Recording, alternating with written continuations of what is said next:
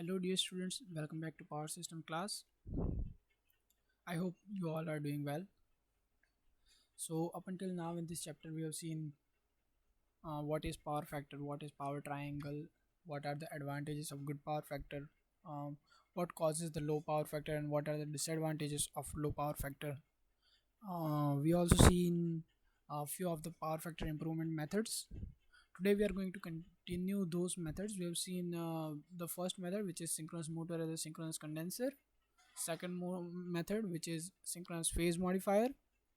Today we are going to continue uh, exploring power factor improvement methods, and this lecture will be probably the last lecture for this chapter. So from next lecture we will be starting a new chapter. So now the third method.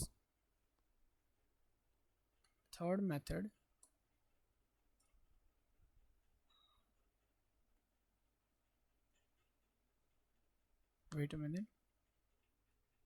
So third method is using static capacitors. Let's write it down. Using static capacitors. Static capacitors. So previously we discussed, right? If you remember, previously we discussed that capacitors can be used for power factor improvement because क्या होता है कि जो ज़्यादातर loads होते हैं वो inductive loads होते हैं. जो इक्विपमेंट्स उनके साथ अटैच्ड होती है वो इंडक्टिव इक्विपमेंट्स होती है. लोड जो होते हैं इंडक्टिव लोड्स होते हैं. और इंडक्टिव लोड्स में क्या होता है, जो पावर फैक्टर होता है it is lagging power factor. And जो कैपेसिटर्स होते हैं उनका जो पावर फैक्टर होता है it is leading power factor. Okay, so when we connect these capacitors who have leading power factor with the equipments with lagging power factor, what will happen? जो overall power factor है it will improve, right? So by that way we are using capacitor banks or static capacitors to improve power factor. अब अगर load जो है वो three phase inductive load हो गया, मतलब three phase inductive load you can say एक कोई थ्री फेज इंडक्शन मोटर है और उसको थ्री फेज सप्लाई से कनेक्ट कर दिया तो it is three phase inductive load. Okay, and then if we use capacitor bank of if we use a three phase capacitor bank, we can connect it in either star connection or delta connection. But if we use the three phase capacitor bank and connect it in either star or delta connection, and then three phase supply voltage जो है उसके साथ उसको connect करेंगे जो three phase load के साथ connect हो रहा है, so it will improve the power factor. Okay, it will improve my power factor. How it will be connected? Let me show you an image. Here you can see in the first image there is an R, Y and B. You have three phase load on your motor और तीनों ही R, Y और B तीनों में से हम लोग क्या कर रहे हैं, कनेक्शन ले रहे हैं और जो हमारा कैपेसिटर बैंक है उसके साथ हम लोग उसको कनेक्ट कर रहे हैं. ओके, और कौन से मेथड में कनेक्टेड है, ये स्टार मेथड में कनेक्टेड है as you can see. And in the second image you can see जो है सेम कनेक्शन है but it is connected in delta manner. See, it is connected in delta manner. Okay, सो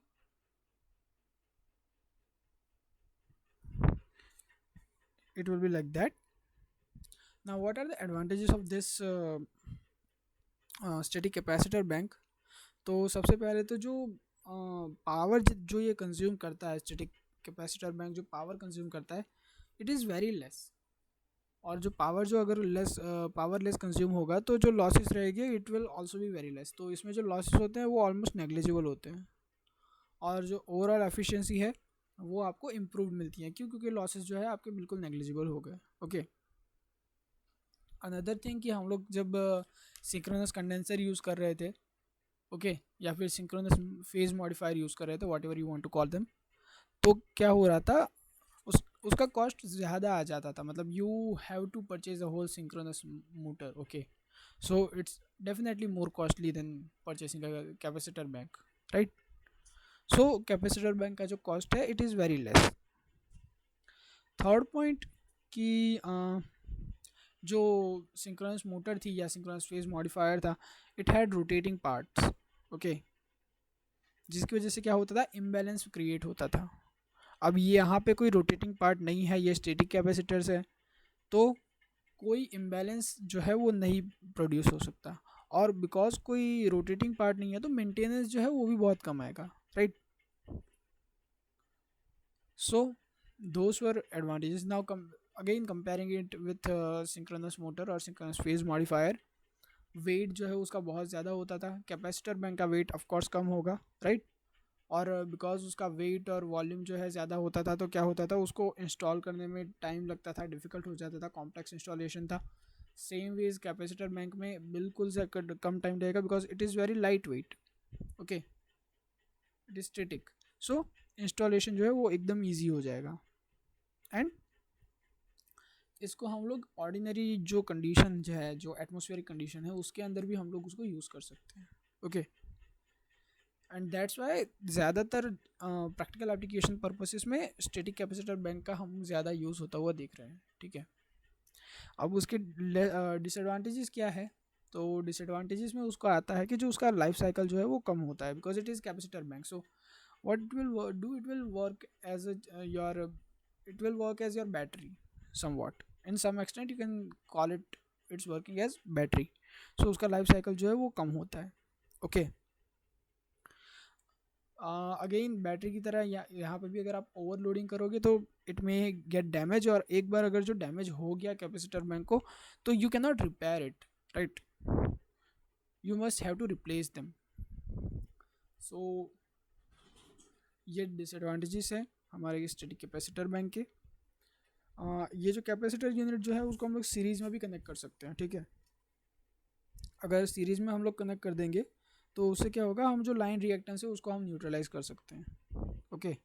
और line reactance को neutralise करने की ज़रूरत कहाँ पे पड़ती है, तो जो लॉन्ग ट्रांसमिशन लाइंस हो गई कि जहाँ पे आपको ज़्यादा लंबे डिस्टेंस पे पावर जो है आपका ट्रांसमिट करना है, तो वहाँ पे आपको ये सीरीज़ कैपेसिटर्स की ज़रूरत पड़ेगी in order to neutralize the line reactance, okay. जिससे क्या होता है, ऑटोमेटिक कंपनसेशन मिल जाता है। अगर आपका लोड जो है वो वेरी भी हो रहा है तो आपका कंपनसेशन जो है वो ऑटोमेटिक आपको मिलता रहेगा, okay. So that was our static capacitor method. Now the fourth method is called with the use of phase advancer। Let's write it।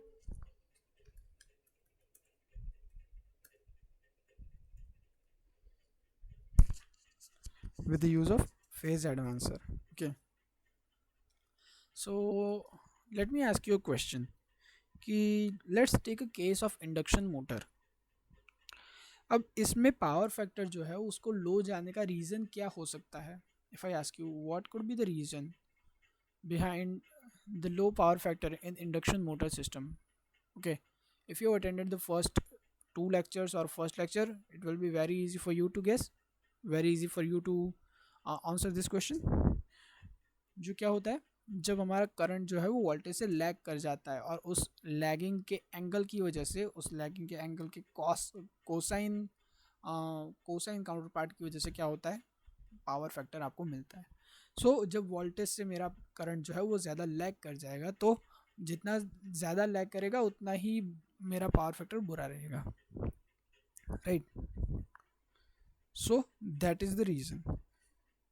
So what if we do something like that कि power factor को improve करने के लिए हम लोग क्या करें, एक फेज़ एडवांसर या फिर तो एसी एक्साइटर लगा दें मेरी मोटर के साथ, ठीक है।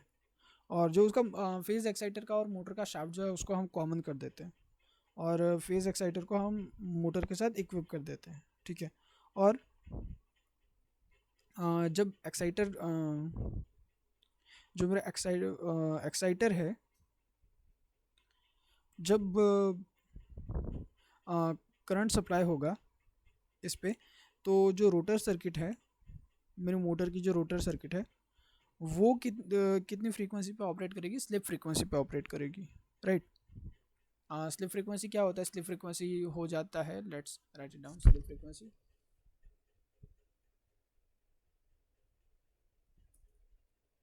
वेव फ्रीक्वेंसी, अगर उसका हम बोले एफ डैश,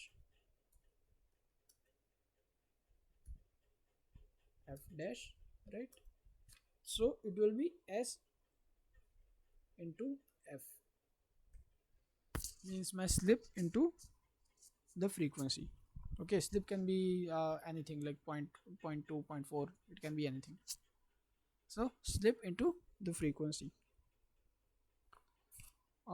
अगर ये कर रहे हैं हम तो what will be the advantages? So ऐसा करने से क्या होगा, मोटर जो है it will draw lagging reactive power. Okay, और उससे क्या होगा, जो एम्पियर टर्न का जो सप्लाई है स्लीप फ्रीक्वेंसी पे, वो जो है वो कम आएगा, राइट. और साथ साथ में ये जो है वो इसको हम लोग सिंक्रोनस मोटर के साथ भी यूज़ कर सकते हैं. ठीक है, जहाँ पे सिंक्रोनस मोटर को यूज़ करना डिफ़िकल्ट होता है, वहाँ पे भी हम लोग क्या कर सकते हैं, फेज़ एडवांसर का यूज़ हम लोग कर सकते हैं. ठीक है, दूसरी मेथड्स जो है वो कौन सी है जहाँ पे हम लोग यूज़ कर सकते हैं, जो मेथड्स हम लोग यूज़ कर सकते हैं पावर फैक्टर इंप्रूवमेंट के लिए, तो हम लोग क्या कर सकते हैं, सिंक्रोनस इंडक्शन मोटर का यूज़ कर सकते हैं. Let's write it, synchronous induction motor, right. The operation will be same as synchronous motor or synchronous condenser, but it is coupled with induction motor. And the other one is high power factor motor, जो ऐसी Motors जिनको manufacture ही इस तरीके से किया गया है कि जो हाई पावर फैक्टर डिलीवर करे, मतलब उनका एफिशिएंसी बहुत अच्छी है, high power factor Motors. Okay, सबसे ज़्यादा यूज़ होने वाली मेथड जो है वो होती है स्टैटिक कैपेसिटर मेथड. सबसे ज़्यादा मोस्टली हम लोग उसी को यूज़ करते हैं. कुछ ऐसे केसेस है जहाँ पे हम लोग सिंक्रोनस फेज मॉडिफायर या फिर तो सिंक्रोनस मोटर ऐसे सिंक्रोनस कंडेंसर को हम लोग यूज़ कर लेते हैं. ठीक है, स्टैटिक कैपेसिटर सबसे ज़्यादा यूज़ होती है. फेज एडवांसर और बाकी की जो दो मेथड्स हैं उनका भी यूज़ होता है, बट बहुत ही कम होता है. Okay, so power factor improvement की तो हमने बात कर ली, बट ये इम्प्रूवमेंट मेथड जो है हम लोग यूज़ कहाँ पे कर सकते हैं. Okay, let's discuss about where we can use this power factor improvement methods.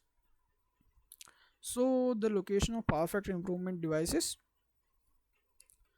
तो कहाँ पे हो सकता है, तो आइडियल लोकेशन ऐसी जगह होगी कि जहाँ पे जो मशीन है आपकी वो लो पावर फैक्टर के लिए रिस्पॉन्सिबल हो, right, because we want to improve our power factor, we want to make it as close as to unity. So ऐसे लोड सेंटर हो गए, let's write it down so it will be better practice for you guys. Okay, location of power factor improvement devices, location of power factor improvement devices. सो पहला तो जैसे मैंने बताया कि load centre हो गए कि जहाँ पे आपको रिएक्टिव पावर जो है उसको करेक्ट करना है, रिएक्टिव पावर को अच्छे खासे तरीके से करेक्ट करना है. वहाँ पे आप लोग क्या कर सकते हो, सिंक्रोनस कंडेंसर यूज़ कर सकते हो. ठीक है, वहाँ पे सिंक्रोनस कंडेंसर यूज़ कर सकते हो पावर फैक्टर को इम्प्रूव करने के लिए. So let's write it down, load centre,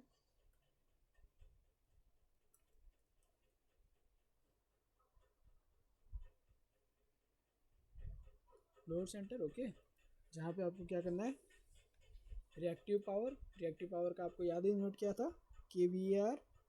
ठीक है, करना है. और वहाँ पे हम लोग क्या यूज़ करेंगे, सिंक्रोनस कंडेंसर. ओके, दूसरी जगह ये हो सकती है कि जहाँ पे आपको छोटा सा इंडक्टिव लोड ही चाहिए. ठीक है, जहाँ पे मतलब जैसे आपके ऐसी कोई एरिया होगी कि जहाँ पे आपको ज़्यादा एप्लीकेशन है नहीं, छोटा सा इंडक्टिव लोड जो है आपको चाहिए जिससे आपका पावर फैक्टर जो है वो आप इम्प्रूव कर पाओ। तो उसके लिए हम लोग क्या कर लेंगे, स्टैटिक कैपेसिटर यूज़ कर लेंगे। मैंने बताया आपको कि स्टैटिक कैपेसिटर जो है सबसे ज़्यादा यूज़ होते हैं। ओके, सो छोटा कम पावर फैक्टर, अगर आपको थोड़ा सा पावर फैक्टर इम्प्रूव करना है तो जो छोटे इंडक्टिव लोड्स के लिए हम लोग क्या करते हैं, हम लोग स्टैटिक कैपेसिटर को यूज़ कर लेते हैं। ओके, सो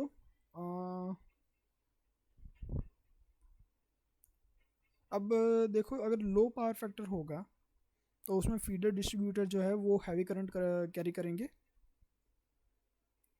और ऐसी सिचुएशन में कैपेसिटर बैंक यूज़ करना सबसे ज़्यादा बेटर ऑप्शन रहता है, जिसके बारे में हमने पहले डिस्कस किया था। ओके, तो let's write it down, small inductive loads,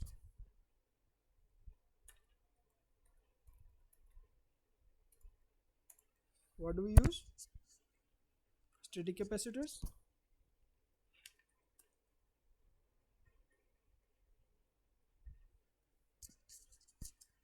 Now my third point, let's think about transmission line. Okay, क्योंकि सबसे ज़्यादा ज़रूरत पावर फैक्टर इम्प्रूवमेंट की कहाँ पे होगी, ट्रांसमिशन लाइन में।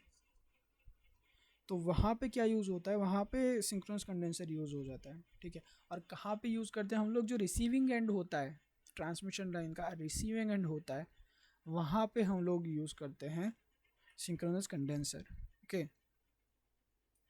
सो उससे क्या होता है, जो हमारे जनरेटर है ट्रांसमिशन लाइन को तो मतलब एक्सेसिव करंट से और बुरे पावर फैक्टर से प्रोटेक्शन मिलता है, बट साथ साथ में जनरेटर्स को भी एक्सेसिव करंट और पुअर पावर फैक्टर से प्रोटेक्शन मिल जाता है। Okay, so that's right, transmission lines.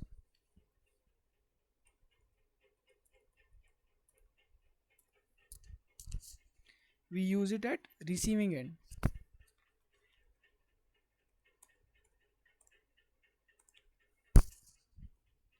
Right, receiving end. And what do we use? We use synchronous condenser.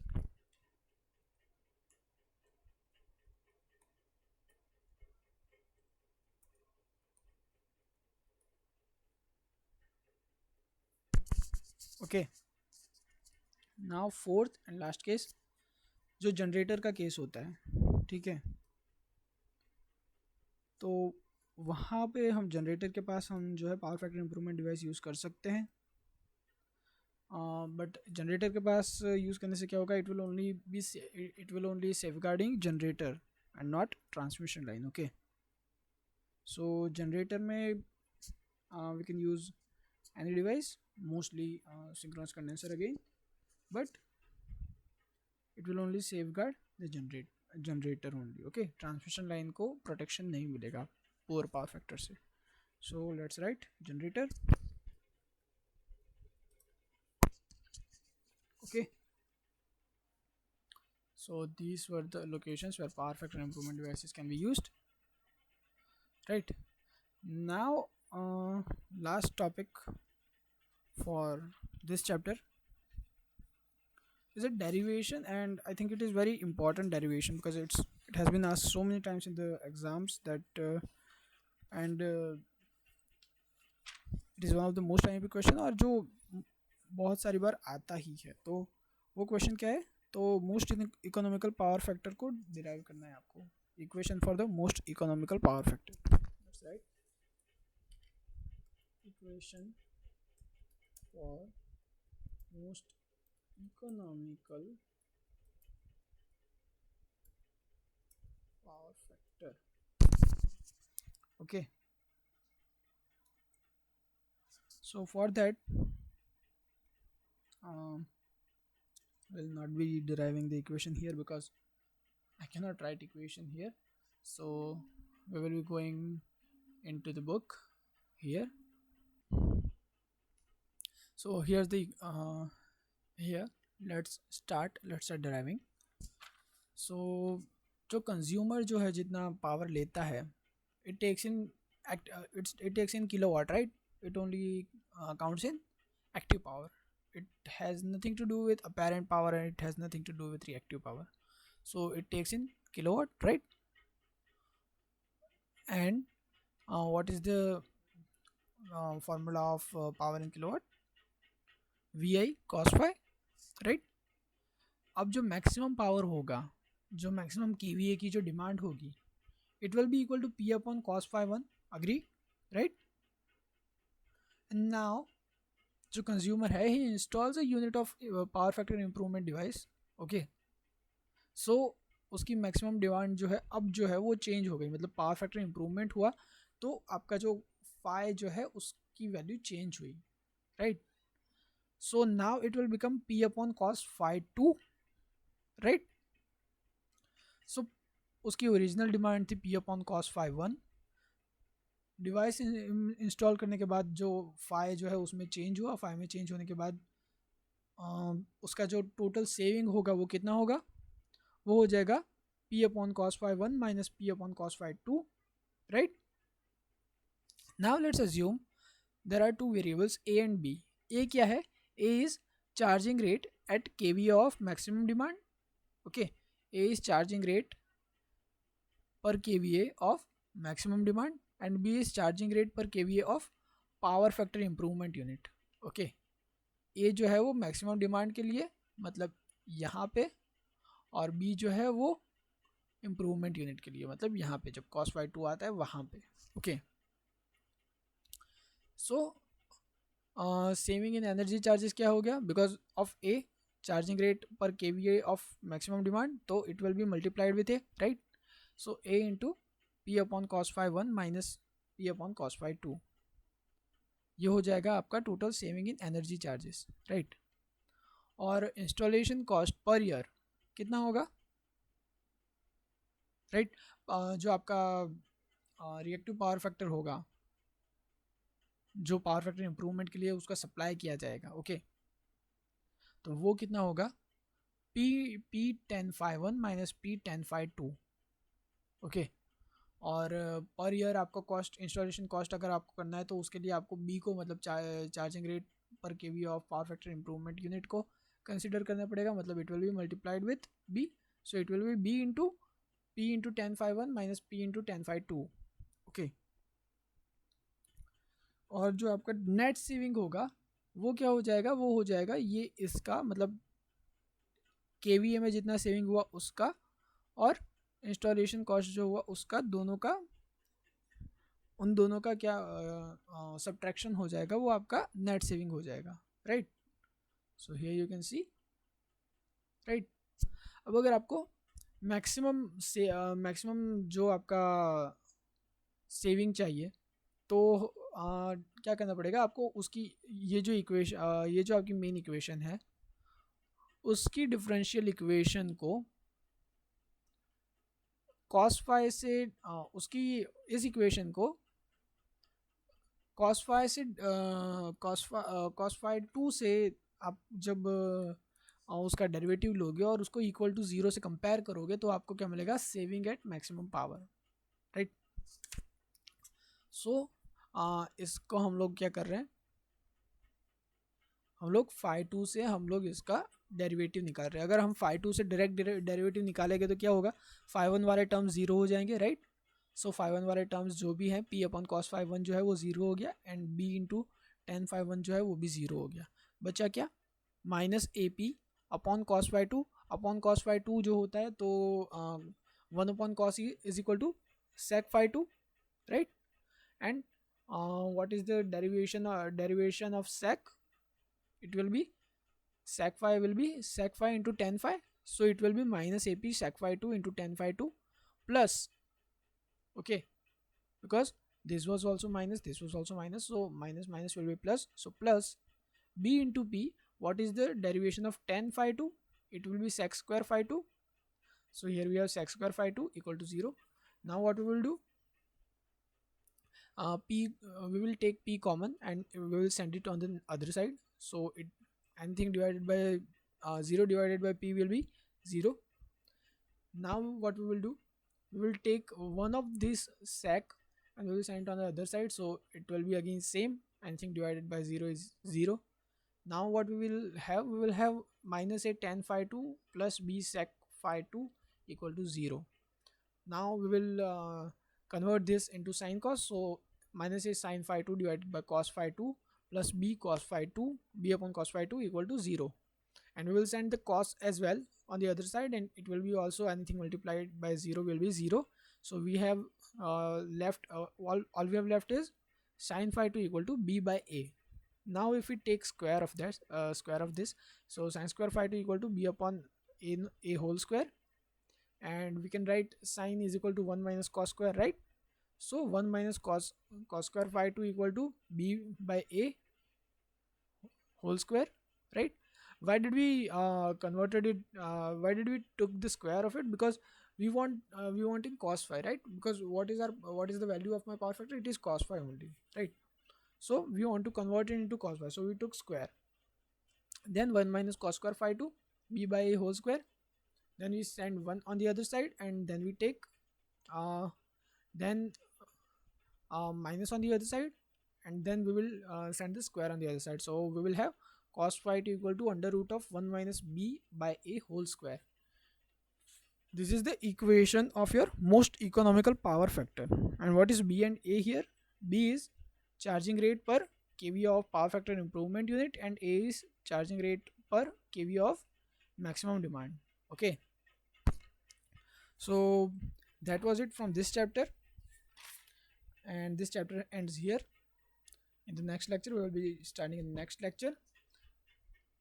If you have any doubts or anything you want to ask regarding this chapter, please ask in comment section below, and I'll be seeing you in the next lecture. Thank you everyone. Goodbye for now.